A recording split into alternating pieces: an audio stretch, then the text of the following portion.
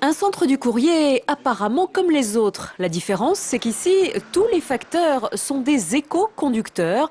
Pour cela, ils ont suivi une formation pratique et théorique. Tu accélères encore un petit peu. Et là, sur l'élan, tu te laisses aller. Tu coupes ton élan. Voilà. Et tu laisses aller comme ça, tranquillement, jusqu'au feu.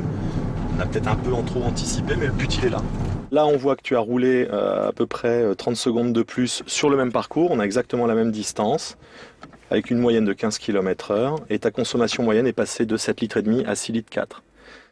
Grâce à quelques réflexes plutôt simples à acquérir, l'éco-conduite permet de baisser de 10 à 15% sa consommation de carburant.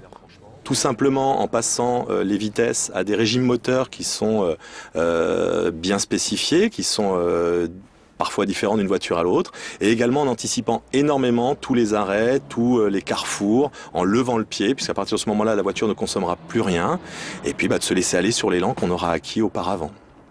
Économie de carburant et donc respect de l'environnement. La Poste espère ainsi réduire ses émissions de CO2 de 10 000 tonnes par an. On transporte du courrier, on fait 1,4 milliard de kilomètres par an et donc on émet du CO2. Et on a un objectif de diminuer de 20% notre consommation, notre émission de CO2 d'ici 2015. Les facteurs, eux, sont ravis. À l'heure où l'on parle du stress au travail, ils ont gagné en sérénité en adoptant la zen attitude au volant. En changeant quelques petites bricoles sur notre manière de conduire, on peut arriver à changer énormément de choses, que ce soit au niveau de la consommation de carburant, comme au niveau de la sécurité, de notre propre sécurité, comme de la sécurité des autres usagers.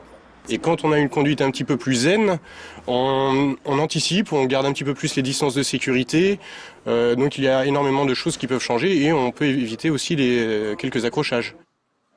À ce jour, plus de 1200 postiers ont été formés dans le Rhône. D'ici la fin de l'année, tous les facteurs motorisés auront appris cette nouvelle approche de la conduite, à la fois écolo et économique.